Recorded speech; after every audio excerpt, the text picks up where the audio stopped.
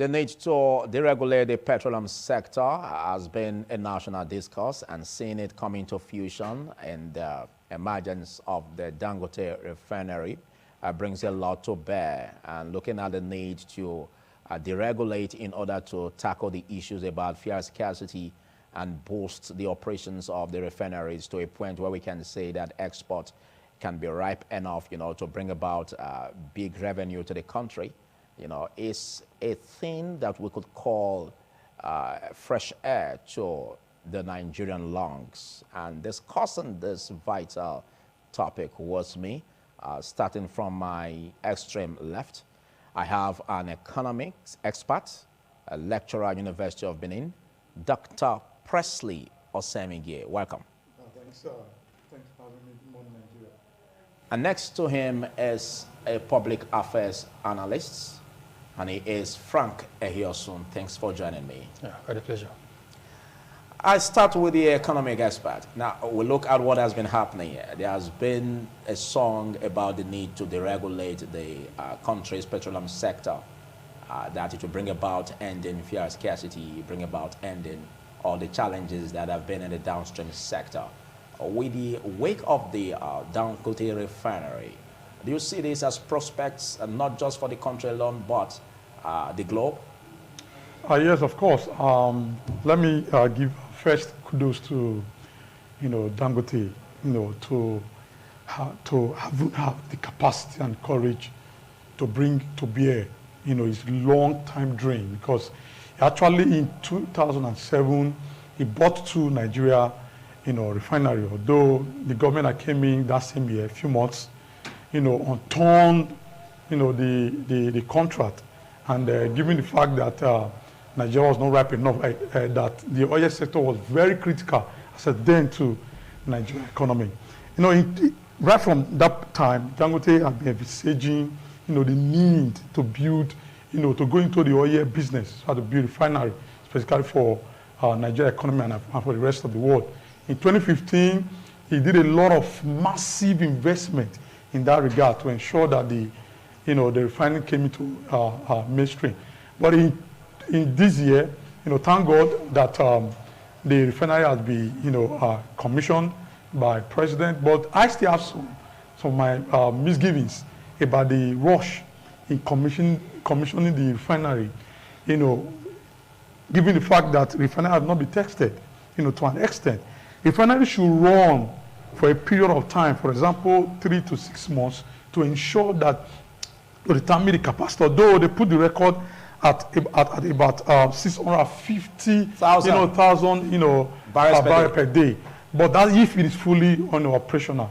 But then it has not been tested. I think the haste in commissioning Dangote Refinery there may be some political undertone in that regard. If not otherwise, according to them, they said by July ending, it should be able to produce, full capacity. But my question is, why the rush?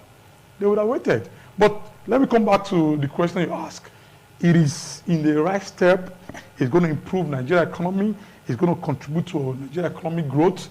It's going to have a direct impact, to our lives. And again, it's going to cover the gaps. Currently on a daily basis, Nigeria, we consume about 66.8 millions liters of fuel a day per day. So he's going to cover the gaps. Okay, as an economic expert, you said it may have a political undertone. Yes. Now let's have a political analyst.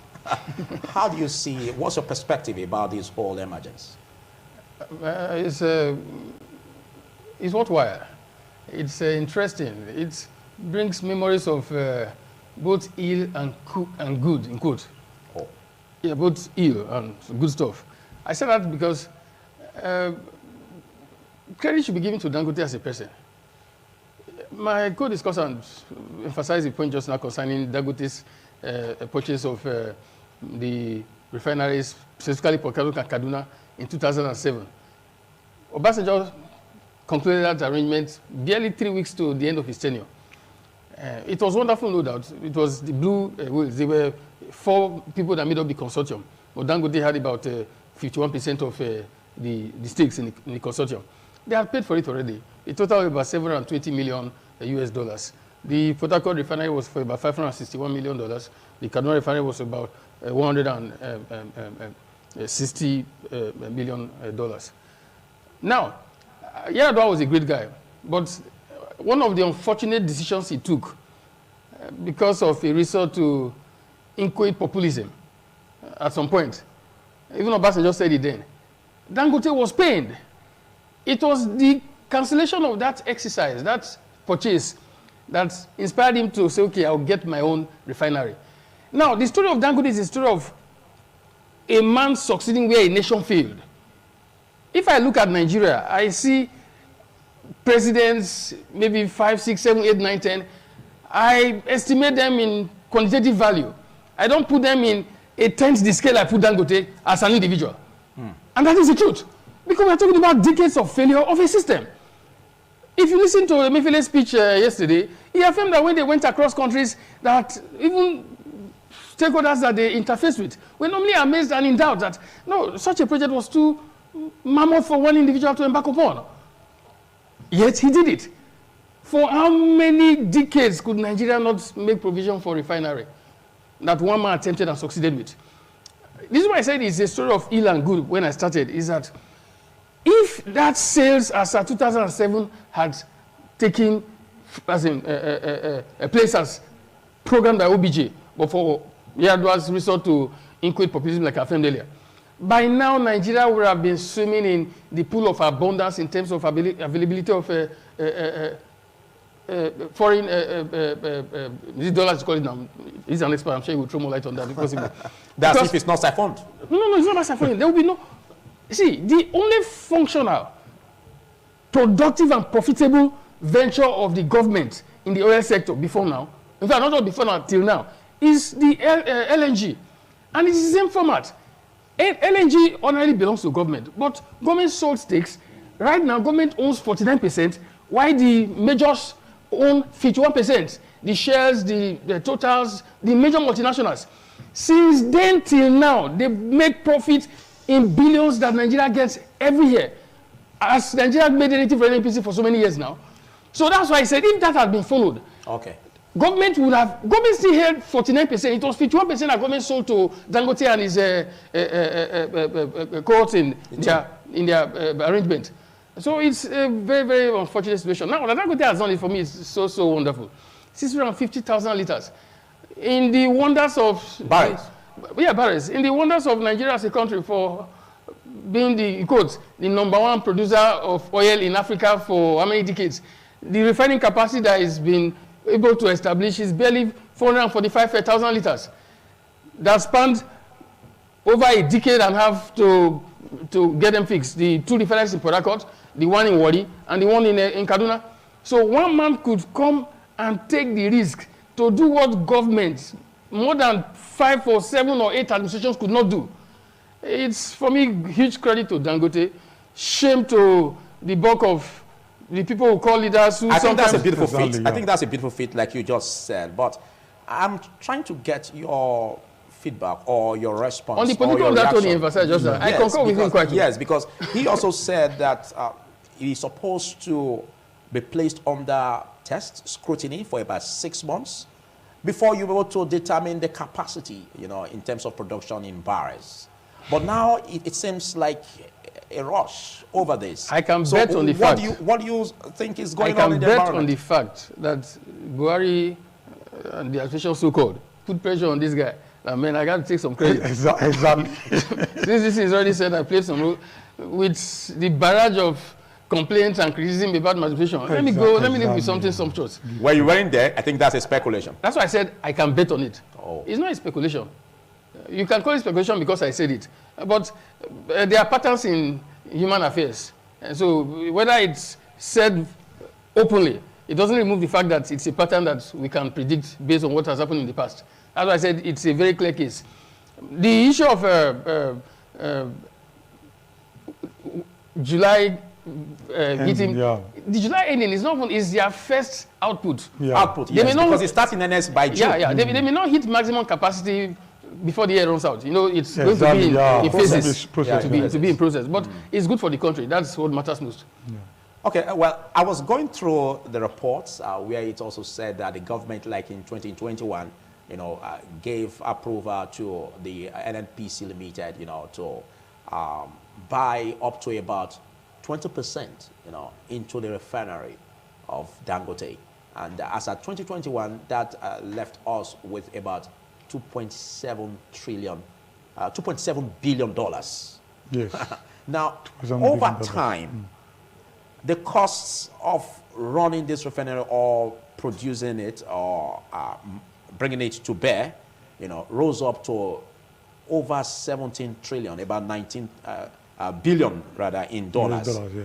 Now, what do you make of this? Do you see the ability of the government, and what will it be like, to buy about 20% and also find a way to assist in regulating whatever comes up in terms of bringing soft landing to Nigerians? Okay, let me just give a brief of history here. Nigeria, like my colleague said, is a shame that we've had leadership failure, and still even the current government has equally failed because they made a lot of promises that they could not achieve. And just few days now, this government will be rolling off. That's why I emphasize the word political. But can you say fail when we are already seeing hope, at the end of the tunnel by the emergence of this and the administration of... What happened to the investment and overrun turning of upgrading that they have been emphasizing in our refineries today? Is that how many millions the administration of the president? He promised us. Ran through even past that. Even this administration even promised us that he will build more refineries. Go back now. It's on record. That's why I say let me give a bit of history. They promised us that they were going to build more refineries, but unfortunately, that didn't come to limelight. It's a shame. Like you said, one man, Dangote. Now let's come to the question you asked. $2.7 billion US dollars. As of 2021. Yes. So which means by now it's going to increase. That's the contract. That's the agreement they reached. $2.7 billion. Yeah, that's what they are investing. But as at that time, reports have it that they were expecting to churn out between 12 and $14 billion in the production of the refinery. But again, that price has jumped up. Yeah, but unfortunately, I think so it means they will have to go back to the MOU and exactly. Now, the good thing is this: no matter the involvement of government, NNPC, representing government, like I said, 49%, stake in Dangote Refinery. This is going to be run efficiently and effectively. The issue of corruption will not be there. The question I'm asking: how come our governments over time have failed to do what Dangote did? Is it magic? Do you know, let me even shock you. Dangote brought a lot of infrastructure equipment into Nigeria as a result of this refinery when it was building. There were a lot of Kuwait he brought in. He has to even construct, seaport, upgrade a seaport to ensure that he could bring, the seaport closer to the refinery, so to ensure an easy flow in terms of export. Dangote did a lot, but how come our government have not been able to do that? Because corruption. I think we shouldn't dwell so much on the negative. At least we have a new dawn, and we should. Why you talking so much, Mr. Philip? Let me be sensitized to the fact that Dangote is a for Nigeria. Let's get this clear. Dangote is the private-owned, single largest, when it comes into stream now, trade owned by a single man, private. Let's get that clear. That's like I'm emphasizing that we fail as a nation. Then we own. Imagine Nigeria was having four refineries, and we have been doing turnaround maintenance, many billions of dollars over time. Up to now, NNPC as last year, gave a figure to that again that they want to upgrade the refineries. We've been hearing upgrade. What are they? Up to now, nothing is working. I agree with you that is quite epic. I'll come back to you, but let's have this aspect of what it's going to transform to, because the average Nigerian is looking at the costs on the pump price. Is it going to bring about a reduction in the cost on the pump price or increase it? And the aspect of the subsidy removal, how is it going to be like? Looking at a few months from now, why we expect huge number in terms of barrels be churned out by this refinery? Yeah, so before I respond to that, let me just highlight a few points in reference to what you affirmed earlier. On the issue of the $2.7 billion stakes of the federal government is like casting stone. They actually stole into the process so that they will not be missing in action. Exactly. As I time Dangote, you know, the Naira devaluation and all whatnot was contributory to the fact that the price kept going up and all what. And see Nigerian debt, for example. Because of the devaluation of the Naira, our debt did not just increase, it almost tripled. So that stuff affected it too. So Nigerian government came, as at the time, the price was already certain to be within that range of almost about $19 billion. And of course, you need to get a share of it. Now, it's reasonable. It's a wise decision because where you failed as a government, cumulatively, from military to even the Fourth Republic, as we've had it for about 24 years, so an attempt to buy into something that is working is worthwhile. That's no contest. Now, coming to the other issue, when you talked about how it transforms the pocket of the average Nigerian in terms of the pump price of the product. It means really have an overwhelming impact in that direction. It may reduce the pump price, but factors are involved in the process. Since government is already opted to remove subsidy in total. So if subsidy were still in view, you say, okay, pump price would be reduced drastically. No, not drastically. Oh. It's not operating in the Nigerian market environment. It's a free trade zone. Yeah. Dangote is operating like somebody who is, it's just that it's close to Nigeria, or let's say it's in Nigeria. So what the benefit would include would have to do with logistics, for example. Rather than getting ships coming all the way from South America, down Asia, Europe, the cost of bringing them and all whatnot to be cut down.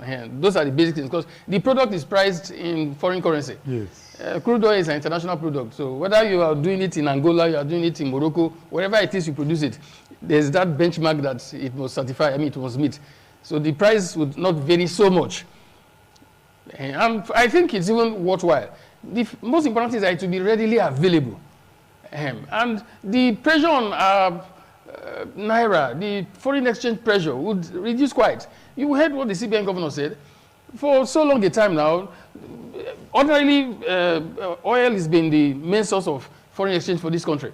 But for the past 4 or 5 years or thereabout, the bulk of what we're supposed to get from that sector goes into the concept of the payment of subsidy, so-called. Even if the subsidy is magic, when he mentioned the daily consumption of fuel in Nigeria to be about 66.8 million liters, you know, the fuel consumption in Nigeria is magical. The way the thing increases, it doesn't increase sequentially, it increases geometrically. At some point in time, barely 7 or 8 so years ago, even less, they're talking about 25 million liters or less in terms of daily consumption.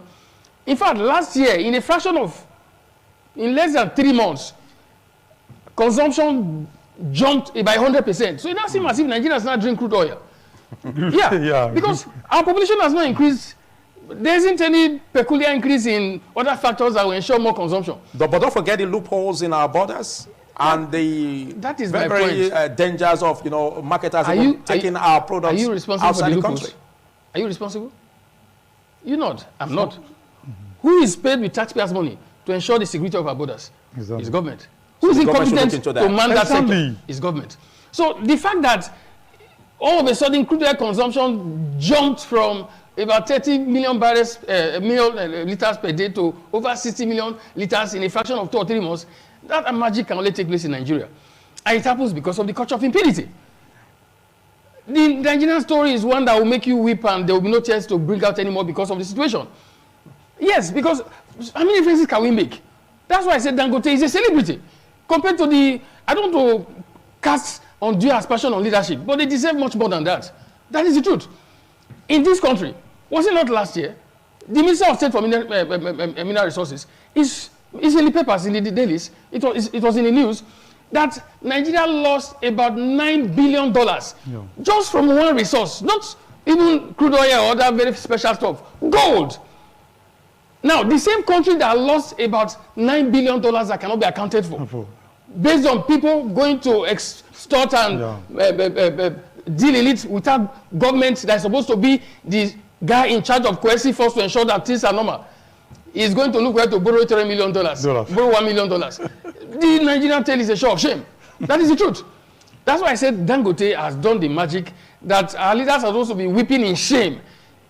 It's because we don't hold people to account. If not, our kids in kindergarten, our kids in primary school, if you x-ray their thinking capacity, you say they have better judgment, better capacity in terms of critical thinking than the people that will put to steer the ship of state. Okay, I'll come back to you. You made mention of the products or resources, being priced in before you come back to me, foreign currency. Before you come back to me, he was talking about the money expended in, since Buhari came into power, there's detail in the news about the expenditure in related sector as far as this oil is concerned, both in terms of fuel subsidy and maintenance or turnaround maintenance and whatnot. As at September last year, the statistics that came forth was that within the 7 years plus of the administration, about 12.05 trillion had been spent in the process. Yeah. Just within the 7 years and months. Okay, right now I'm sure if the estimate is to be taken quite, it would have got maybe more than 13 trillion. What is there to show for it? Okay. I don't know if I'll come back to you quickly, like you said earlier, but you've taken some time, that I would have used in getting more from him. But I'll come back to you earnestly. Let's look at this aspect where he made mention of it, and it's quite worrisome. And some will say that it's unpatriotic when the Nigerian government talks about what it's doing in terms of projects, and they are rated in dollars, in foreign currency. Do you see that as an unpatriotic act? Because we should be looking at, flaunting our currency in terms of the projects that we embark on as a country. Okay, Mr. Philip, unfortunately, Nigeria currency is not one of the key currencies in the world. They are basically, I think we have the United States US dollars, we have the pound sterling, and the rest. Fortunately, Nigeria, our naira is not there at all. Like what he said, in terms of, let me just slightly, make a little contribution to the question you're asking. In terms of contribution, the impact that this refinery we have in Nigeria, like I said, is going to bridge the gap in terms of the shortfall in the daily consumption of air. They is going to contribute massively to the growth of Nigeria economy. Of course it will. It's going to contribute to the individuals, so a lot of people will be employed. We have about 100,000 jobs already. Now, know that that's going to contribute to Nigeria economy massively. But in terms of, I'm against the idea of removing subsidy. I hate it. I'm against it. Do you know why I hate it? No, against the idea of removing subsidy. Yes, because that's the only thing the common man tends to benefit. But aren't you worried about the huge amount? The problem we are having subsidy is not the subsidy itself. It's the money, the corruption, the subsidy. That's the problem. People are failing. You see, a lot of people in media, people will write up, people will come and say, oh, let's remove subsidy to make more money available for government to do road and do this. The little that is available to them, what have they done? If you remove subsidy, again, you are indirectly giving them opportunity to siphon the money that they remove of subsidy, which they think they will channel to on that sector. I don't get it. If you remove subsidy, is that money? Let me.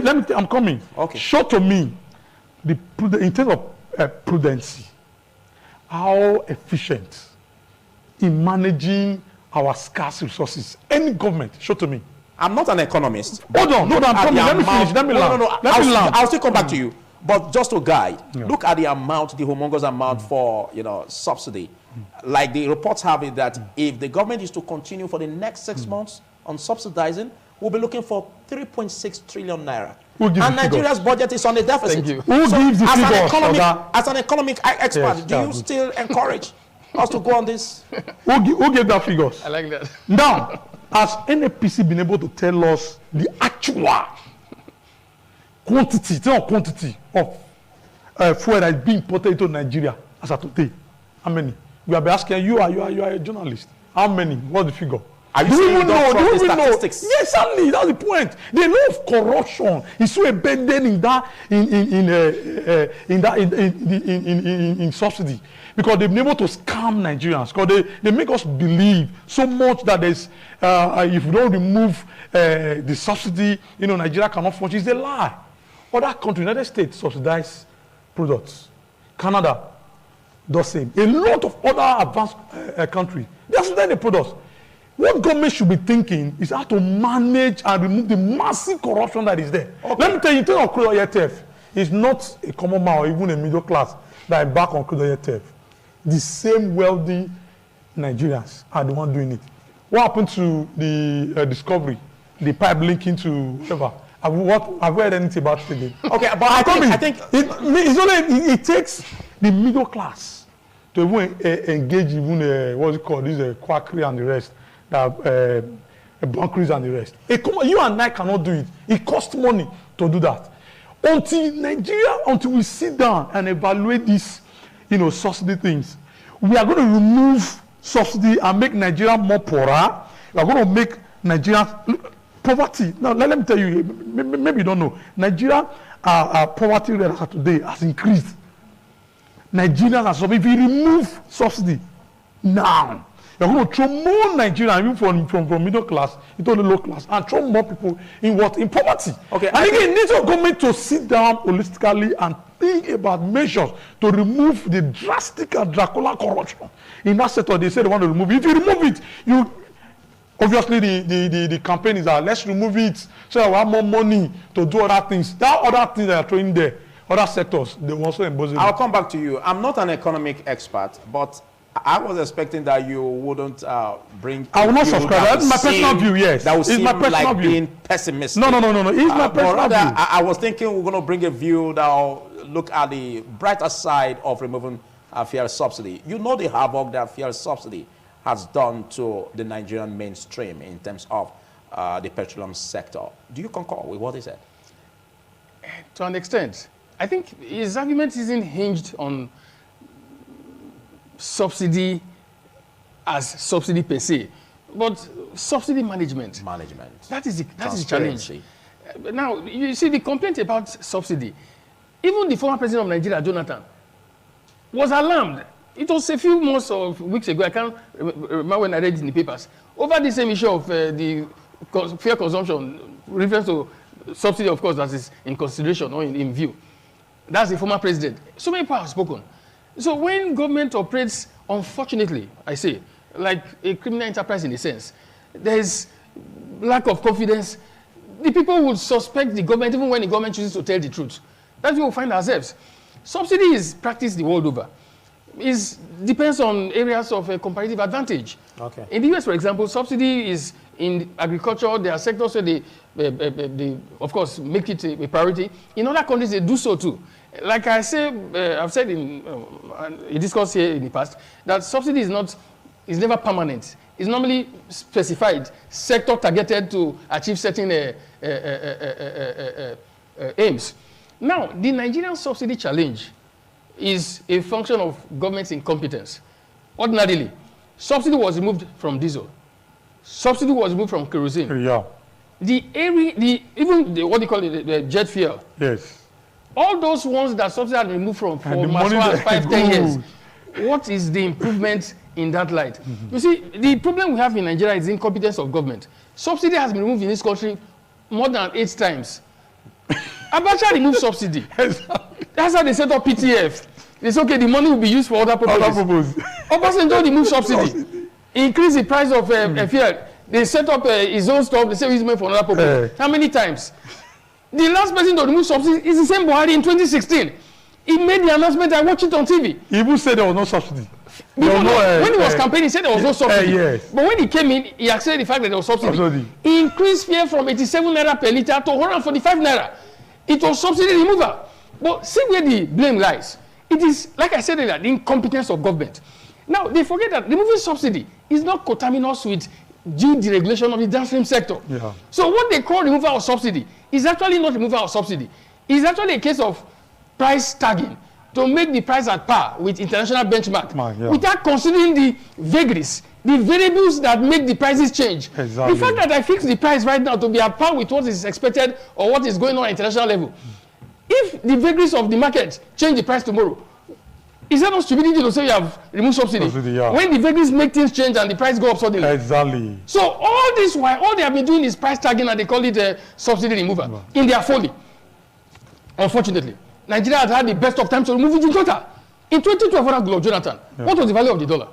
It was less than 20 naira to a dollar. Yes. If subsidy were duly removed then, and it was the same Buhari and the cohorts that spoke against subsidy removals at that time, that was about the best time for subsidy to have been removed. Yes. Now, see the challenge of subsidy. The bulk of our insecurity situation is terrible. Infrastructure in terms of security quality is quite unfortunate. So, it's market driven. If I buy fuel and I want to sell it in Nigeria for 189 naira or 220 naira based on the subsidy regime, and I can take it across some point, I cross to either towards Chad or Niger, and I can sell the same thing for times 3 of that price. Oh my God.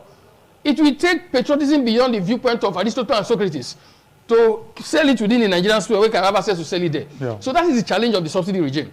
Now, the removal of subsidy ordinarily would have been good if government had the capacity to manage it duly. Exactly. But they removed it already by the present policy statement of the government. Yes. It's supposed to, there's no budget for it, like they said. The budget for subsidy elapses in May. We have a few days to hand over, and the incoming government may do So, another. no, elapses in June. So afterward, there will be nothing like subsidy, except the present administration will now go and make provision for new subsidy regime. Unfortunately, there's even no money to pay for it. Okay. Well, it has been advised that a country should put off their hands from the business of, from business, yes. from the business sector, because it's always seen that governments, they are not good managers of businesses. And now that we are having this deregulation at this point, and we have about 1,100 kilometers in terms of the pipeline infrastructure at Lekki as we speak right now, which makes it about the largest in the world. Yeah. What do you see as the dazzle that will come to Nigeria in terms of the accolades to the world? Yeah, Mr. Philip, note that like I have been emphasizing that Dangote Refinery coming to Nigeria, or the moment it starts running, it's going to give a lot of benefits to Nigerians and even to Nigeria government. Note that. It's on the landmass, like I said. I think about 2,000, over 2,600, acres of land. I think about 6 times the size of Victoria Island. That's the land, size. Yes, quite a huge expanse. Yeah, yes. The investment is massive. Know that. Where I'm worried, there's always been an emphasis in terms of, government should not be involved, in some certain business. I agree with you. It's very, very important and fundamental. Government should not involve. But when it comes to some key strategic sector in the economy that is of a national security and interest, government should not completely hands off, hands from it. If not, otherwise it becomes a lot of, it's going to give a lot of, challenges, to Nigeria economy. But the coming of Dangote Refinery and NNPC now, on behalf of, Nigeria government, is trying to buy, I think a certain portion, like 20%, like you mentioned, part of the refinery. I believe more of private sector driven in collaboration with government, as PPP participation when it comes to key sector, because we should be scared of a tendency for some group of persons to monopolize this critical sector to their own personal benefit. Now let me come back to the point I made. I am not against subsidy removal. If subsidy must be removed, alternative must be provided. What are these alternatives?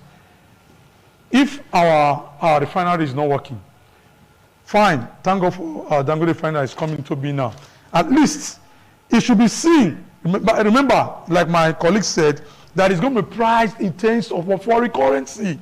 Now again, the only thing that the burden that has been reduced, it's in terms of transportation cost. Cost of importation has also been reduced, and but the pricing is going to still be in dollars. That means Nigerians will also continue to seek for foreign currency to also, refine their crude in this regard. Okay, you made mention of the need to look inwards and see how we can, expand on it. We have 1,100 kilometers, which is quite huge, an expanse of land. But do we look at the other refineries, like the state-owned refineries, for instance?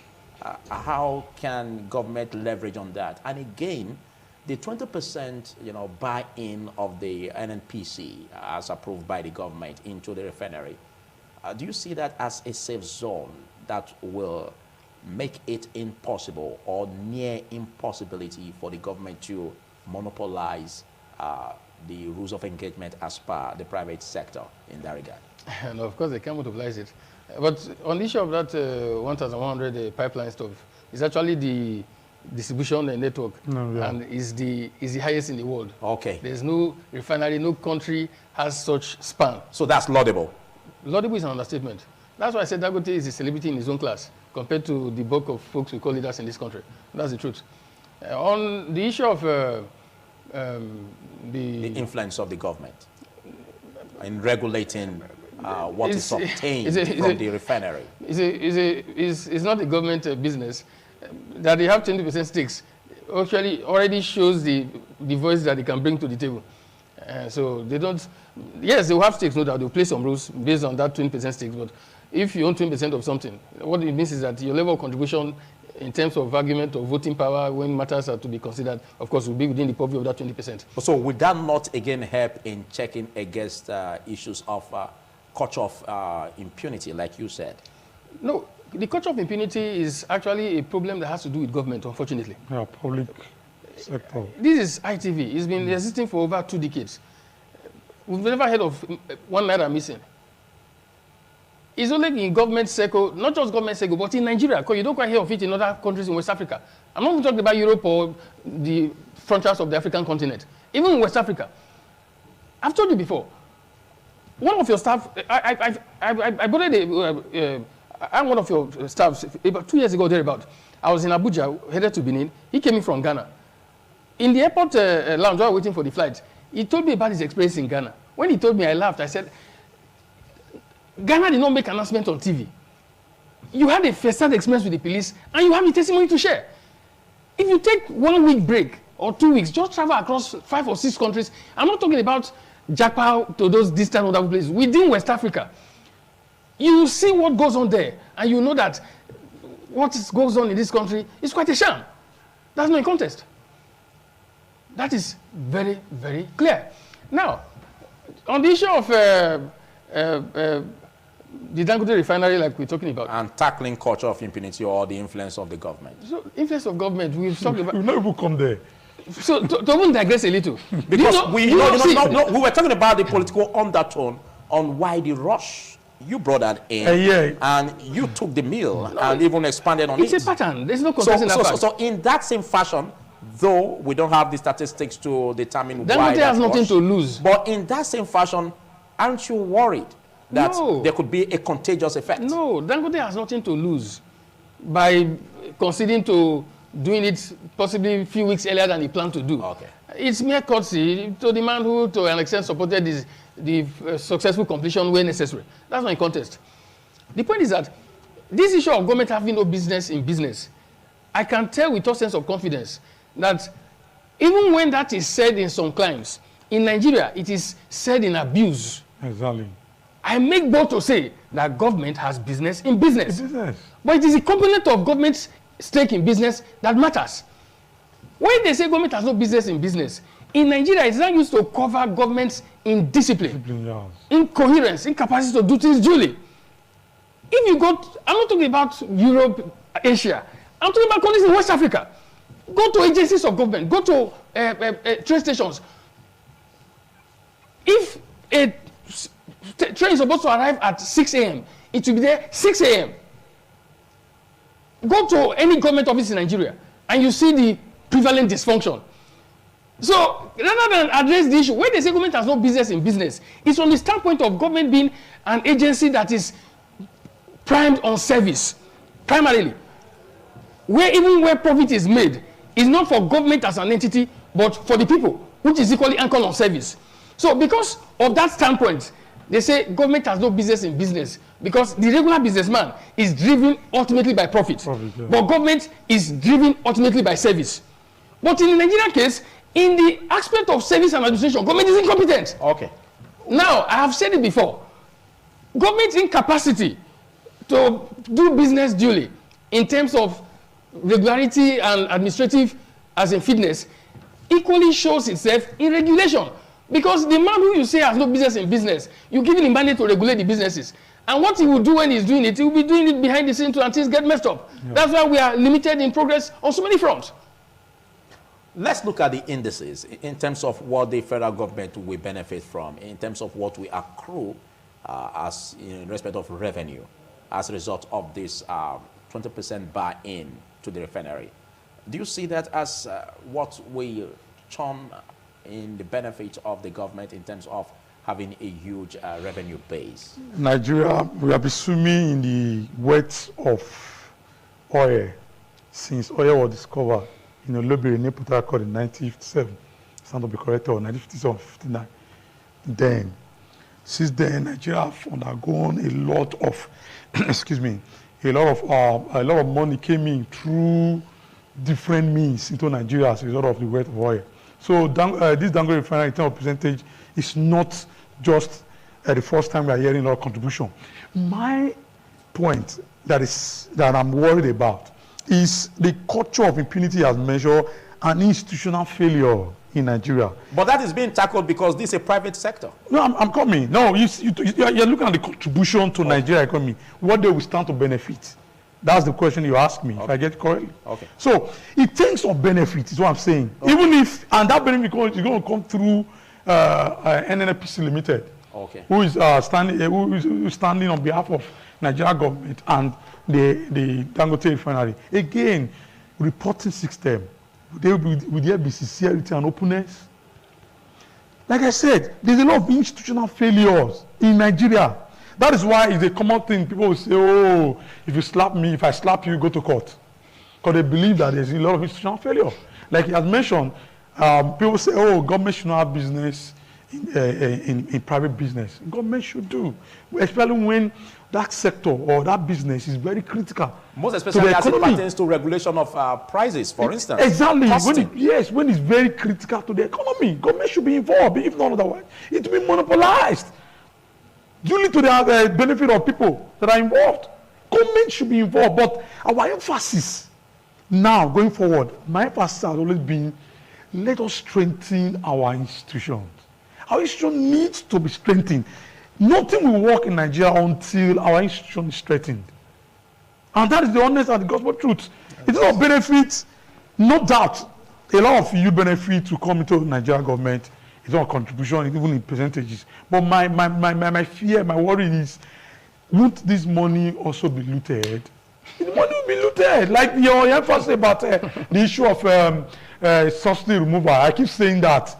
The only thing an average man stands to benefit, a common barber, that small woman that does business around the corner, is just this fuel that she can get by at a cheaper rate. And to keep government don't provide us light. There's no light, no good road, nothing to think about. You can't say there's no light. At least you celebrate it for hours. Okay, for how many hours? Let me even shock you. My area, even my area for an hour, that does not mean that there isn't light. Oh God, now you just mentioned in some of the West African countries. It's reduced in terms of the give out. We are supposed to have a constant celebrate constant electricity. If Ghana could do that, what happened to Nigeria? The so-called giant. Yes, and I was made to understand that we even give part of our light to Ghana, to power Ghana economy. And yet they have constant electricity. Is it forbidden if we have a constant electricity? Although won't all this transform to what you are looking as the better Nigeria? Looking at the if we must have a better Nigeria, like I said, we must tackle institutional failure. Okay. The issue of clamoring of let's remove subsidy, oh, Nigeria cannot have money to do this. Are people even look at the benefit of subsidy to Nigeria, common Nigeria? The only thing I'm benefiting now, you said it should be removed because there's corruption in that angle. Who caused the corruption? Who is not managing corruption in that sector? Who is giving the problem? Is it not the same government? If I am to manage subsidy, Mr. Philip, if I'm to manage subsidy, if I'm appointed today to manage, so I'll manage it very well. But again, like I said, institutional failure will also be a strong problem. In fact, there's a problem there. Not until we tackle institutional failure, our country cannot advance forward. Hope you are not trying to canvass to become the president. No, I'm not. Okay, that's quite a fine argument. But let's pitch it at this. In case you're just watching, is TMI network, Benin Network Center, where we're looking at the issue about petroleum sector, the regulation, and the Dangote Refinery prospect and for the global economy. Now, let's look at the aspect where it will be more competitive, because it shouldn't just be all about the Dangote Refinery. We also have the need to, bring in others into the mainstream, even the modular refineries, for instance. Do you see this as what could be a green light to that awakening? Yeah, it's a green light. It's a free market economy. First of all, there were refineries before Dangote Refinery. There are a few modular refineries that have been completed. There's, I can't remember some of their names sound foreign. Okay. In the Delta axis and all whatnot. But it's not few number. No. Apart from few number, the capacity is quite limited. Even the average modular refinery cannot really produce PMS. Yeah. What it can produce is naphtha, which would further be broken down to get PMS out. So capacities vary. So it's just that Dangote came landslide, and that's what's the difference. Dangote did not just come; he came with a landslide impact, with a capacity that is beyond even the country's own, about the largest in the world. And that's what makes it distinct. So it's a free market economy. There's room for people to come participate in the process. The guy took a great risk that is, in my opinion, almost unquantifiable. That's why he deserves so much credit. Now, you see, I love when my co-discussant was talking about impunity just now, the functions of institutions, as it were. You see, the world over, in any nation state, there's a relationship of proportionality between the index of law enforcement and stability and development in any such nation state. Yeah. Unfortunately, in Nigeria, if you were to gauge the index of law enforcement, it is difficult to even give it 40%. So that ensures that there's so much gap, even in policy implementation. However good intent the folks who make them are, in the course of implementation, the deficit in law enforcement ensures that about 60% of the value you're supposed to bring to the table is lost. And that is a great challenge in nationhood. That is why, by all index of existence, we are falling within the bracket of, in quote, seemingly failed state. I think we shouldn't dwell much on that, because we are having a very healthy development. And even with the advent of the finding of oil in the north, if that is properly harnessed, that could bring about a huge development for the country. We shouldn't dwell more. Where we can say that as much as we have supplies in terms of production, Mr. Do you know why we should dwell? Let me just give let me provide. So it will bring down the price of the product. So I believe that with all of this, let me just even if the subsidy is removed, Nigerians may not even be buying fuel for a liter per liter. I just made mention of the fact that oil has been discovered since 1956. Okay. Till now, what impact has Nigeria benefited from since that period? I'm talking about the welcome development we have in the private sector. I know. I'm telling you that if it's not properly, yes, going forward. If this private development we have now, like the coming of Dangote Refinery, no doubt it's massive, it's beautiful, it's laudable, no doubt. But my problem still remains the issue of addressing corruption and institutional failure. And a number of those factors. See, you cannot build something on nothing. It will fall. It will not stand. What happened to our 4 refineries? Why are they not working? How come, like you said, you had a question, you asked me a question about modular refineries. Now, when government failed to do the needful, it's not out of place for government to build modular refineries. At least, if you cannot do the major one, at least do the small one you can. But still, there are a lot of political undertone in terms of building modular refinery. I hope you know that. Oh, where should I site this? Where should I put this? And Nigerian nation, where should this be sited? But now, imagine, to shock you, aviation school was built in the north. The north, there's no single, marine. I think because marine was built in the north where there's no water. But South Side has a lot of water, body of waters. So think of that. So inciting any project in Nigeria is driven by culture of ethnicity, culture of how this will benefit my people, not the nature of Nigeria. Not until we begin to think like one Nigeria. Okay, don't you think all of this will be addressed by the incoming You interrupted me. You asked me a question. Yes, I'll come back to you. Why you still have the floor? Why you want to continue with what you said or you did finish earlier? Because you said... I want you to also make comment on the incoming government and the hope for a better Nigeria in this regard. Okay, now in responding to that point of interjection, when you said we should be talking about the positives. Okay. If you say we talk about the positives, the over 100 people that were killed in Plateau a few days ago, okay, those that were killed in Kaduna 2 days ago, those that were killed in Niger. Let me tell you something. I was headed to Niger sometime about a month ago. There's no airport in Niger. I flew into Abuja. There's a cab that normally takes me from Abuja to Mina. I had a meeting that I was supposed to go and do some stuff in the Niger State government. The cabman that was to take me was one that called my attention. He said, "Oga, my mind doesn't carry it. I can't go." I said, "Why?" I said, that road is safe. The road between Abuja and Mina is the safest route in in Niger State. You know, there are some parts where terrorists and bandits have sway, even the government cannot get close to. The guy now told me, and I read it in the papers, I couldn't go to the state anymore. I had to look for somebody to go and submit the stuff, because 3 days before that day, there was an onslaught where bandits took over the road. They even killed the DP of Peko police station on the road to Niger. They killed a number of, even soldiers, some soldiers were killed. So, in the evolution of nation state, it is quite an amalgam of composite components. So, you can't isolate a few and leave out and just accept one or two. Exactly. It's a mixture, and there must be a balance. And government ought to be in charge of all and sundry. So, in talking about what Dangote, see, Dangote Refinery is a massive project. Do you know that it has the capacity to provide the fuel consumption we need as a country in total? Yes, of course. Yes. And even beyond that, we export the excess. of course, we exceed that.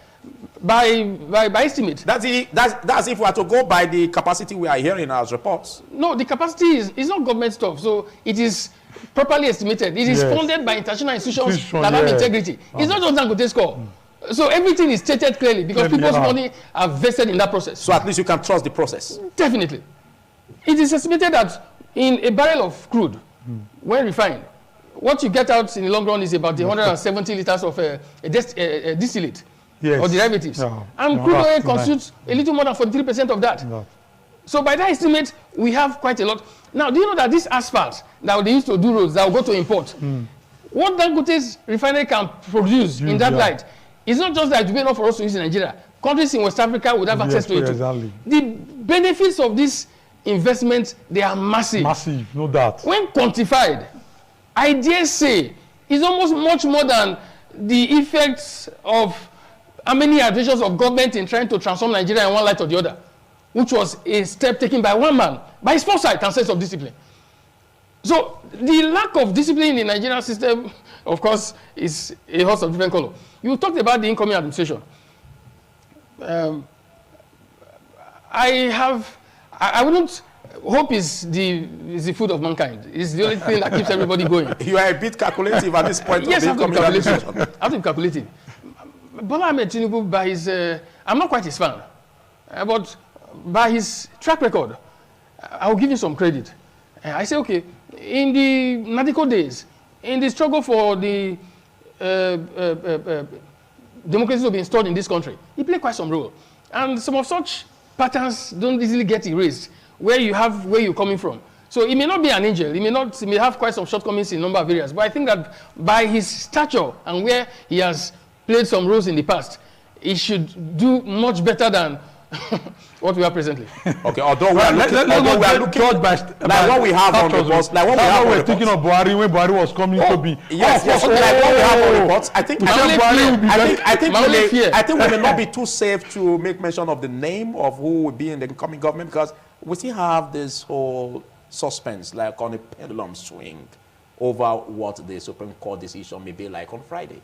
Like reports have it over the decision it may be taken on the presidential election as regards the PDP. But today, looking at the incoming government, what do you see as a push that will bring about a better Nigeria as regards this deregulation of the petroleum sector? Fine. As it stands today, the only president elected a candidate or the person we have. President-elect is. Yes, president-elect is of course, yes. Tinubu. Like my colleague said, I cannot stand out again with my full chest to support us or to say, oh, this person. When Buhari was coming in 2015, all of us will say, oh, by its nature, it's corruption-free. Go and look corruption index. You will be shocked. Now let's come back. Let me come to the question you just asked. The expectation. I would like the incoming government to focus on security.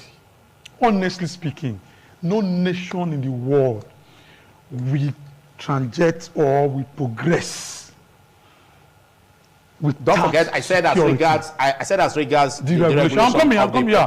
Yeah, even if you deregulate. Security is important, most especially we have about 1,100 kilometers structure in the pipeline infrastructure. Exactly. Based in the commercial hub of the country, Lagos. And there is need for us to protect it against sabotage. When I mean, the word security is holistic. When I'm talking about theft, sabotage, and the rest. Oh, yes. So, number one, like you said, if the nation is not secure, the benefits from all of this, massive investment will not be fair. Will come to ruin. To be gone, they're not dead. So the coming government must focus on security. It is of land, border security as well, and must ensure that critical infrastructures are protected, like this of Dangote. I know Dangote will not also, is a man, I trust Dangote, he will not sleep. He won't sleep on his hands. Exactly. He himself will do other way, or find other means to ensure that investment is protected. Government must ensure, not until there is this consciousness within us that, oh, if I'm going this route, or if I have an investment, I know that my investment is protected. People will go into investment. A lot of people are scared today because they have a lot of insecurity. I wouldn't want to invest my money in this area when I know that the place is not secured. No, that is very critical. Any government must ensure, we talk about the issue of, security. Number two, institutional failure. Now, Dangote complained a lot about moving equipment, massive equipment. There was two, giant cranes, coming through the seaport. He complained about 15% of importation when purely for this Dangote Refinery, was stuck at the port, and he couldn't have access to them. That again was a huge challenge to Dangote, but in all, he was able to, to overcome all of this. By self-help. By self-help. Okay. He was able to overcome all of this. Now, government must ensure that their critical infrastructure must be in place, to assist a common man or an average, businessman like Dangote who wants to venture into this kind of, massive investment. People should be encouraged. Okay. And that was something. Again, incoming government should address the culture of impunity and institutional failure. But again, I doubt if they can. Because when I look at the calibers, of people around, this government circle, I begin to wonder if we're going to have, a good government. Let's be optimistic a bit and look at the post-petroleum subsidy palliatives as even introduced by the government of President Muhammadu Buhari, where the issue of the money being borrowed from the World Bank facility, the $800 million, will be used to, cushion the effect of this subsidy removal. No, it's serious. It's not funny. It's serious. It's very serious. So do you see this as a way that can strengthen, the shocks, or that can reduce the shocks that may emanate from the subsidy removal, looking at what we have just now in the petroleum industry?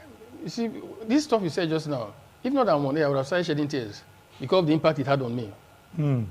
Because I'm taken aback by, I said something from the outset that sometimes you wonder, what is the thinking capacity of those who steer the ship of state? Because there's no accountability, does that mean that there shouldn't be some resort to reason in the process of taking decisions? Exactly. We're already in quite a terrible quagmire.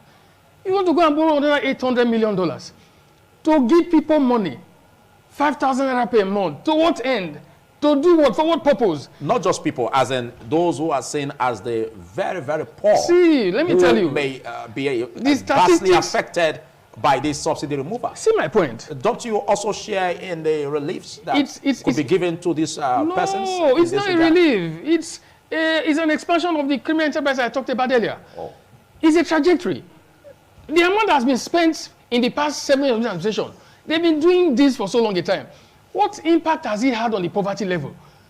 The NBS report, I've not read the last one that came out, but I know that the level of poverty would have increased. Their projections are to now be well over 40%. Because the one they did last year, it was about 33.something%. So with all this giving out of handouts, where there's no productivity, no value addition in the chain, you're already ensuring that there is inflation, making a mess of the economy by giving people money for service not rendered. And you are going to borrow money to do that. The interest will be paid on. It's just terrible. See, I want to anchor my argument on something. Bertrand Russell wrote a piece in 1917, Political Ideals. And he puts on some fundamental factors in his narrative. That in the midst of men, that there are two kinds of impulses. He said there's possessive impulse and there's creative impulse.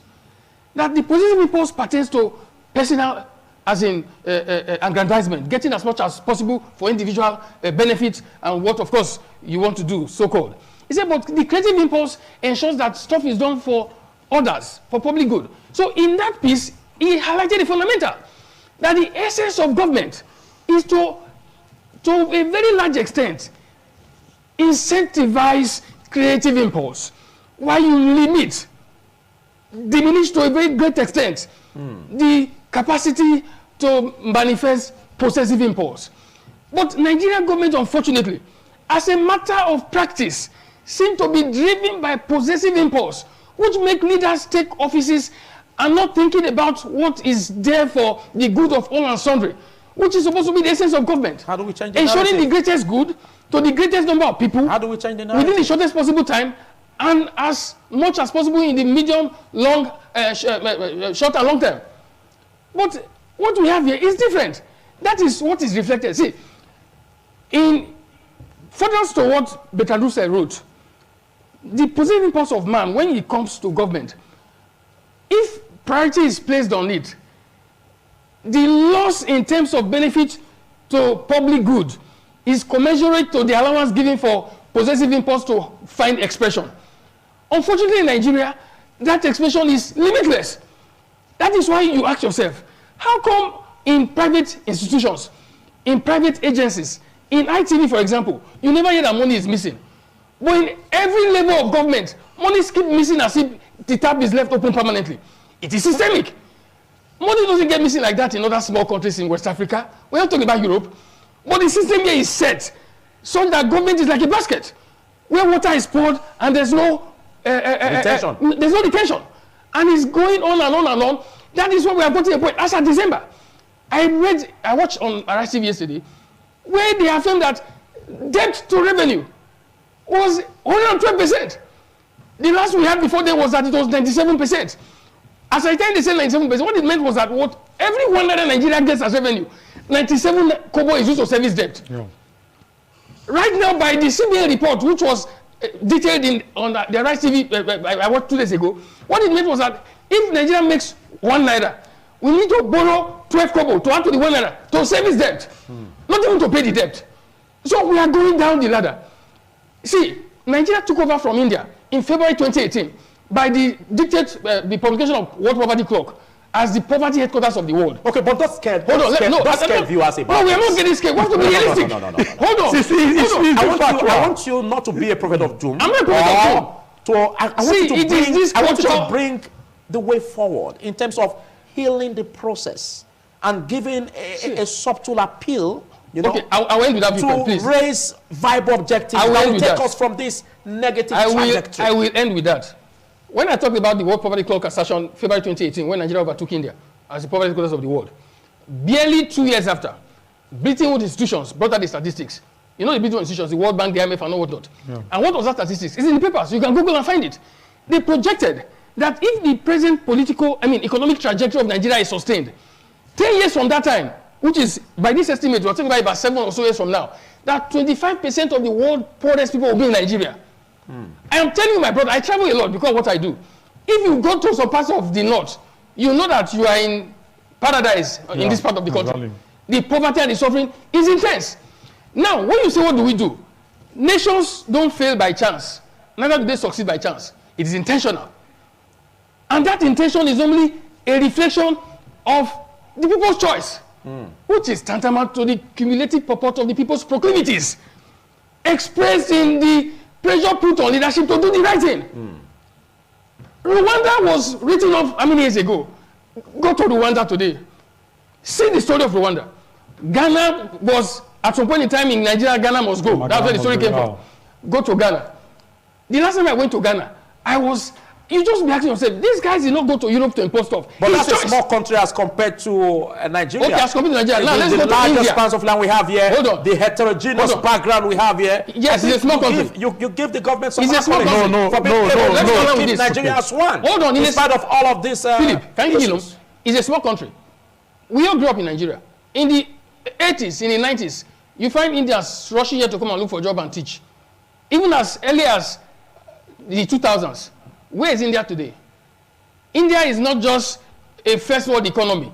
It's not just among the first 15 economies in the world. By present projection, they are topping in ranking in a number of sectors. It didn't happen by chance. It was deliberate.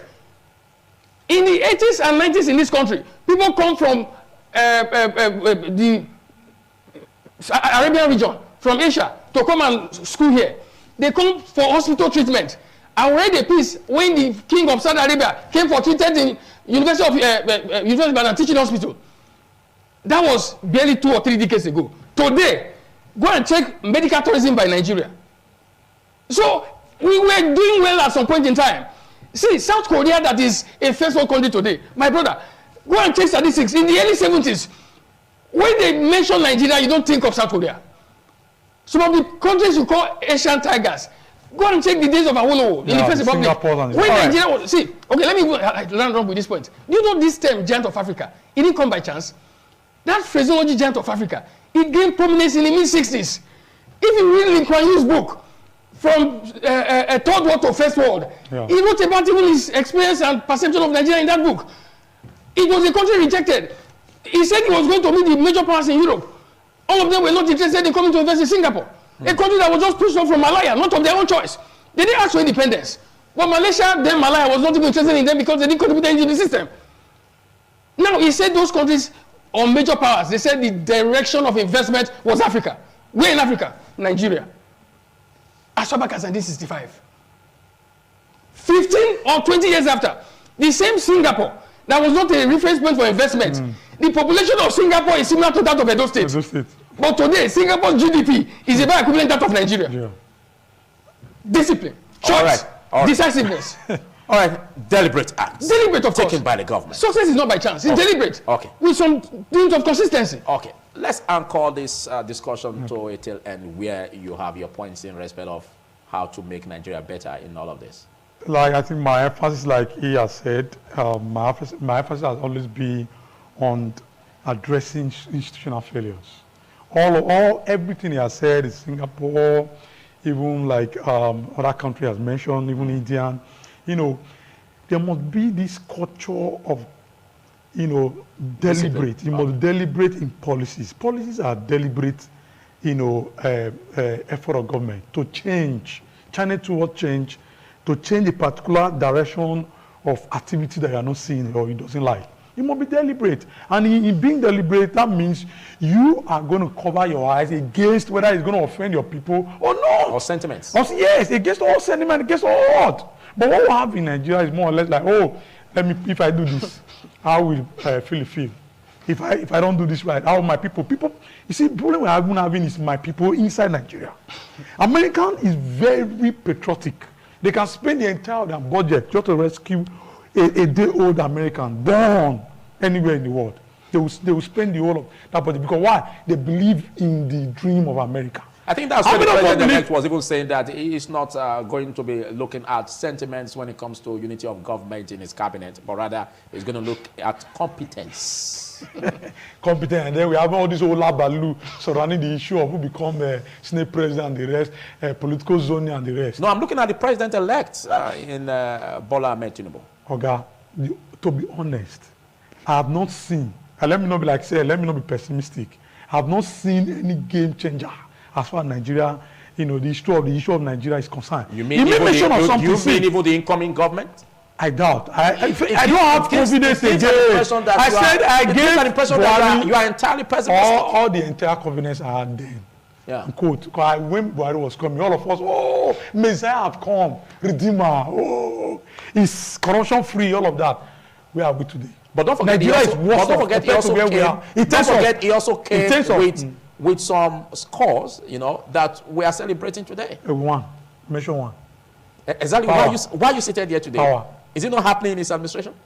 Are you serious? Okay, that's why I said in the political under to this commission. Why? Because if he gave Dangote the opportunity in 2015, because they actually started the investment in 2015, and they just thought, okay, let us rush it through so I can give him that accolade to say, oh, it was during his administration that so things happen like this. Okay, but what about the road projects? What about the road projects, the railway lines, the Kaduna Expressway? See, I made there are lots we can talk about. So I made are you saying that security? Even the school feeding program? Oh, where trillions and billions are being wasted on daily basis. Oh, should I give you more data to that one? You talk about the train. What happened?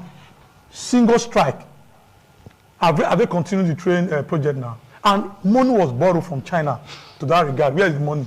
Is Nigeria recuperating money? No. That's why I said there's a massive challenge in terms of security. That's why I said the incoming government must focus on that issue. Now, there's a lot of failure. Let's be honest. Yeah, you've said it. Look at government. Look at that 1,000 times. We are tired of hearing that. Let's look at how to heal these institutions and make them work. Fine. You are an economic expert. What are the economic policies should the government inject, the incoming government inject into the system that will bring about this institutionalization? Sorry to interrupt. That will boost the economy. He said it already. He said it already to a large extent. No, let him speak for himself. Okay, he spoke for me too. I don't want to throw light. No. I'll come back to you. No, what I want to say, I picked it from him. He still has this point. No, let you say what you have to say. No. You have a minute to react to what I asked. No, I'm saying I picked it from him. So because you are asking, that's why I wanted to just tell you what he said. That no matter what you do, bring policies from heaven. No, you can't say that. Hold on. You can't say that. See, where Nigerians won't accept that. Because you are giving an impression that there's no way forward. No, that's what I said. I'm saying that the precaution is there has to be security for people to be able to do what they need to do. No matter the policy you do, there must be security and consistency in enforcement. So it's not the beauty of policy that is the issue. Exactly. It is giving implementation and the rest. The implementation. That's what matters.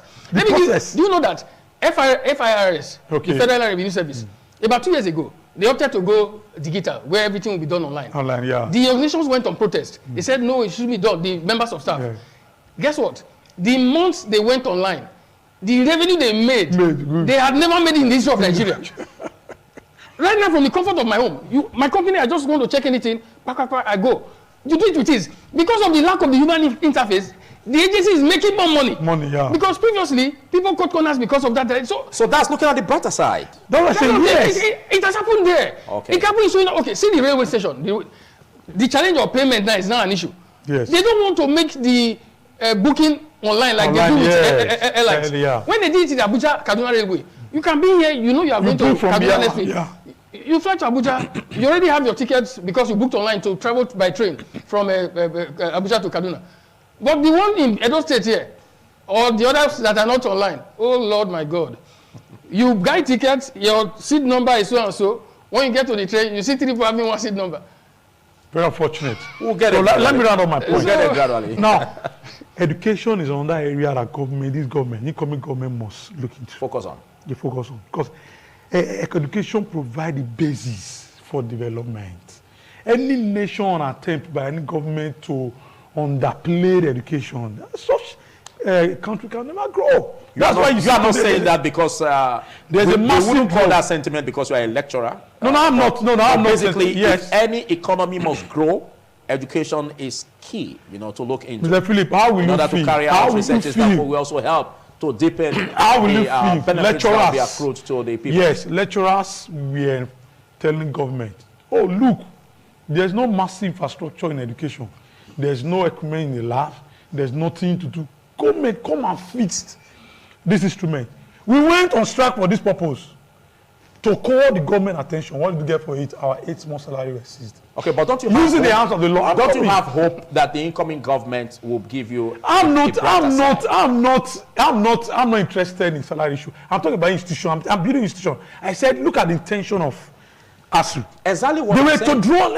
I'm coming now to draw the attention of government and the public to the decay in our educational system to say, oh, if our nation must grow, remember who produced medical doctors, who produced engineers, who produced anything from the education sector. They said education is very fundamental. But they were not drawing the attention of government to say, oh, there's no infrastructure, there's a lot of decays. Government have to punish them for saying that. How will you encourage such people? Like my friend was saying, what do you expect me how will you encourage people to not give their best? Okay, as a member of that union, are you not having hope, or are you not expressing hope? Because I'm being patriotic. I'm in Nigeria, and I believe in the cause in this nation. I believe in Nigeria. Okay. I'm giving my 100% best. I'm putting my best. That's why when I'm teaching today, I teach my students with all sincerity and purpose. I teach them what they want to know on the normal norm. I will go through such victimization by government. There's no encouragement. That's why there's a lot of jackpot. People are living in droves. I must even praise the medical doctor. Look at the government policy that coming now. They are the one to trap the medical doctor down by giving useless policy. Thank you. These are useless policy. Okay. I must praise your braveness on this, your boldness on this, at least for coming out to say this boldly. I think it's quite commendable. And I want you to take this piece with you that there's hope no matter what it is. I believe in the cause Nigeria. There's hope that the incoming government will bring a healing to the process. Yes. Most especially as you and I, do our beats. Because we seem to forget that everyone has a beat to play. And so that's why the Englishman will say that. That's why the Englishman will say that hands are not tied. All hands should be on deck. What happened to election? No, exactly. What happened to election? Who is not going to decide the fate of Nigerians? I'm trying to take your thoughts away from that fear of hopelessness. People will make choice. So let's look at decide otherwise. Thank you. You've taken your conclusion on that. Let's look at your conclusion on the brighter side. On the brighter side, like I affirmed earlier, hope is always the foremost factor that sustains all and sundry. Oh, yes. No matter how bad things are. But when you made reference to everybody has a role to play, that emphasis, unfortunately, is, in my opinion, used in abuse in this country. Exactly. Let me give you an incident. I was in my car driving. You are running off? Yes, on Saple Road. And somebody in the car, he was arguing with me that people need to play a role, that see, these people, some people beat traffic, that if they don't beat traffic, I didn't say anything. I said, but it's government that is supposed to ensure that there's consequence for a breach. Exactly. As we're going about this argument, a lady wearing a uniform just crossed. The people who were beating traffic, immediately they saw the lady wearing a uniform. Everybody began to maintain. I said, you see, just one, she didn't say anything. Just the identity of her uniform made people to fall in line. That's why government is paid with taxpayers' money to make things work. It's not everybody has a role to play. Yes, everybody has a role to play. But in building a nation state, there are people that have specific responsibilities to ensure that things take shape as they ought to be. Thank you for your dexterity. I must greet you, Frank Hyoson, a political analyst, a fine one at that. And big thanks to you, lecturer at University Dr. Presley Osemi Gay. Thanks for taking our time to be part of this. This is what we call it a wrap. Goodbye.